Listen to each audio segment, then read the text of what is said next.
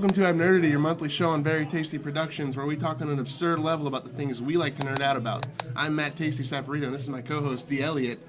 The D is silent. This month we're talking Iron Man 3. We went to go see the movie. Well, before we get into it, we did some interviews. What's up, YouTube? Elliott here with Four Horsemen Comics and ABNERDITY. We're going to be interviewing some peeps for Iron Man 3. Let's do this. Iron Man 1 or 2, go. I liked Iron Man 1 better. Why? It just tells the story of how he came to be because I didn't know it. What are you most excited to see in Iron Man 3? Sir Ben Knightley as the Mandarin. I just want to see what he's going to do and how he's going to do it. Edgar, what is Iron Man, a.k.a. Tony Stark's, full name? Anthony Edward Stark? Boom. All right, crew, I got our first girl of the night, hopefully not our only girl of the night.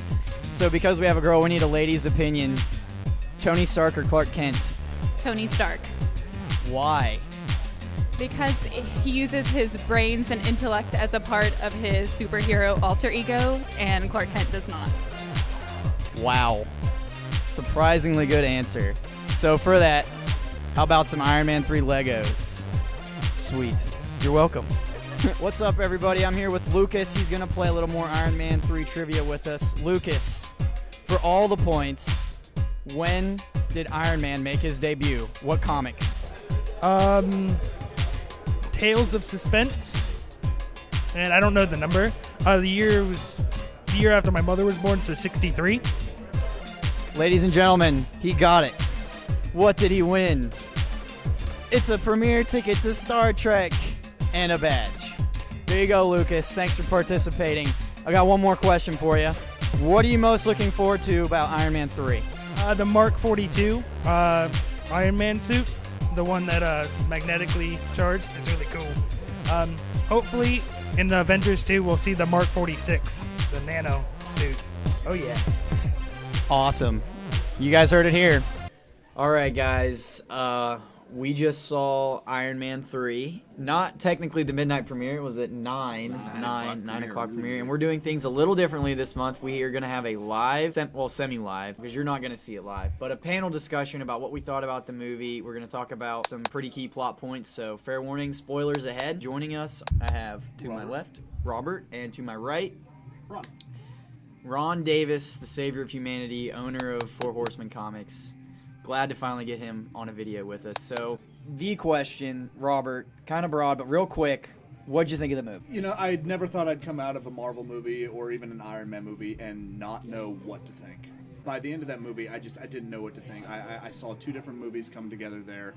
It just seemed to me like the first part of the movie was done before Disney bought the rights, and then all of a sudden, happily ever after happens in the end of the movie, and I don't know how I feel about that. I kind of agree. I'll give my spiel a little later. Let's go to Ron. It did seem like the movie was kind of a finale, that they weren't leaving a whole lot of room for anything else. Like you said, they're riding off in the sunset kind of. So. That's true, but there was that ambiguous Tony Stark will return.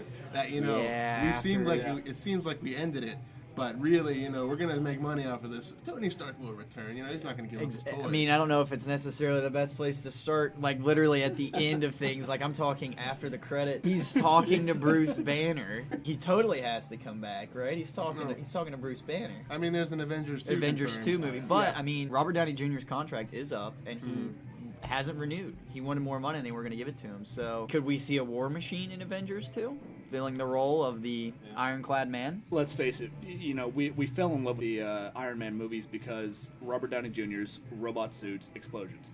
Robert Downey Jr. comes first in that list. He was born to play this role because in real life he is a alcoholic playboy, snarky. It's like he doesn't even have to act. Yeah. Yeah, they cast him perfectly. But speaking of War Machine, or Iron Patriot, I should say, Don Cheadle's character, I hated him in Iron Man 2, except for maybe the end where they kind of just... It was an all-out brawl. There's a lot more attention given to the character in this one, so I got to give him props for that. What do you think, Robert? Yeah, they did. In Iron Man 2, it felt like he sold out Tony, and let's face it, none of us like that. They actually did a little bit of redeeming for him in Iron Man 3, other than the name. Yeah. Iron Patriot. Iron Patriot. Doing the red, white, and blue paint job. But they started redeeming the character and bringing him back into the Tony Stark fold, and I think it worked out well. He's for more him. likable now. Oh yeah. You know, one thing about War Machine I always thought was entertaining. In Iron Man 2, they replaced Terrence Howard with Don Cheadle. With And I Don always Cheadle, thought, that's true. Yeah. Like, am I the only one that noticed that? He's no longer Terrence Howard. There are things we don't talk about. Yeah, that's one of Forget them. about it. We could be on the verge of a shift of someone playing Tony Stark too, but I think that's going to be painfully noticeable. That's true. awful. Yeah. Like, who would play Tony Stark after Robert Downey Jr.? You'd have to find someone who would probably be doing an imitation of Robert Downey Jr. rather than making the role his own like he did. Well, this sounds really far-fetched, but Gwyneth Paltrow's Pepper Potts now has a superpower, so I was like, maybe they just sign her, bring her in. She's an Avenger. She's kind of even more powerful than Iron Man because she's just like, you saw how the Mandarin, quote unquote, was hacking through stuff. We'll get to that in a minute. Gwyneth Paltrow in that movie, like particularly near the end of it, I was just like, oh, Gwyneth Paltrow. Gwyneth Paltrow. You will be mine, but not Her abs are ridiculous. Like, I wasn't even thinking of it from a, oh my God, she's hot perspective. I just was like, dear Lord, that woman does Pilates like 8 hours a day. Probably has never eaten a carb since 2005. I didn't like what they did with the Mandarin. Let's go to Ron. Ron, what do you think? What do you think of what the spin on the Mandarin? That hurt. I didn't really like what they did with the Mandarin. I was expecting something a whole lot more, and I kind of felt let down whenever they didn't go anywhere with it. I was like, anytime now, all right, and then nothing. It's like, In the comic series, he is Iron Man's arch nemesis. Right. He is the villain. Robert, it was such a letdown the way that it was almost a cop out, and there's a certain like anticlimax to that particular plot point. And it does. I mean, the movie builds all the way up to it, and then all of a sudden it's not there. Yeah, it almost felt like they threw a plot twist in for the sake of a plot twist, but it served no purpose. Yeah, they Shyamalan that movie. I sort of understand why they had to do that from a narrative perspective to get sort of one of the themes they're going with this, anti-corporation, like big government thing, and like behind the scenes you have these guys, pulling the strings, the marionettes, but you could have done it in a little more elegant way. I would have loved if it was more subtle. I would have loved it was more subtle too, and it came like right in the middle of the freaking movie. Yeah, it sort of broke the pace of it. It did. And I honestly, I think that's where I got the disconnect from it, and I felt that was the point where Disney took over and said, hey, guess what, guys, we're going to change this whole movie. I mean, I still got the tinglies when an entire army of suits comes in, sweet. And I'm like, I literally became a 7-year-old boy just sitting there going, oh my gosh.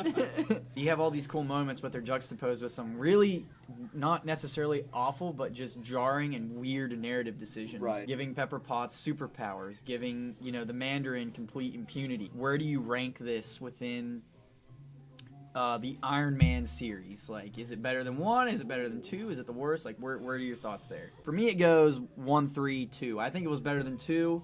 Definitely not better than 1. Yeah, I honestly, I think I have to agree. I mean, they kind of carbon copied the overall theme, the evil theme, between 2 and 3. It's the exact same thing, just shown in a slightly different light. And I think they did it a little bit better in 3. My full opinion's going to have to be out because I think I'm going to have to take a day to digest what I saw tonight, maybe watch the movie again, and then, recompare what I thought I saw tonight with what is actually in the movie. You can't beat the original. The original is what it is. I'd really like the second one as well. The third one, give me a couple days. This movie was more of a sequel to the Avengers. I don't know if you guys... Yeah, there was a lot of talk about New York. Wormhole. And the Thor, there was even a Thor reference. Yeah, and I just wondered, what did you guys think? Throughout the movie, we're getting all these references to the Avengers, and we're getting a Tony Stark that has basically PTSD after suffering from this, or after experiencing this otherworldly attack that he'd never experienced before. And I think that's one of the things that saves it from being worse than Iron Man 2. They handled Tony Stark's characterization, sorry guys, it's 1 in the morning, perfectly. they handled it perfectly. It's exactly what you'd expect someone in his position going through what he's gone through to have. You do get that character development that comes out of that, because let's face it. I mean, he traveled through a wormhole to the other end of space, pretty much died, and then fell back through the wormhole to Earth. Yeah. And if that doesn't mess with your brain, I don't know who the hell is. It's one of those things. I'm really glad that they sort of, kind of explored that a little bit in Iron Man 3.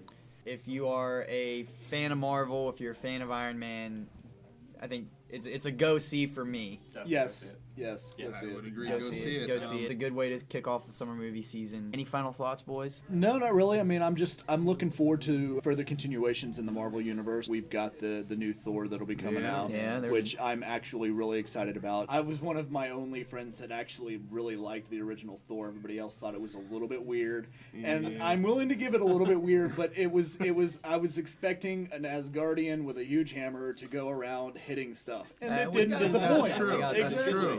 This whole summer is going to be great. Oh, yeah. Man of Steel. Man of Steel, Star Trek, absolutely. all those are going to be amazing. All right, guys, that concludes Iron Trek Part 1.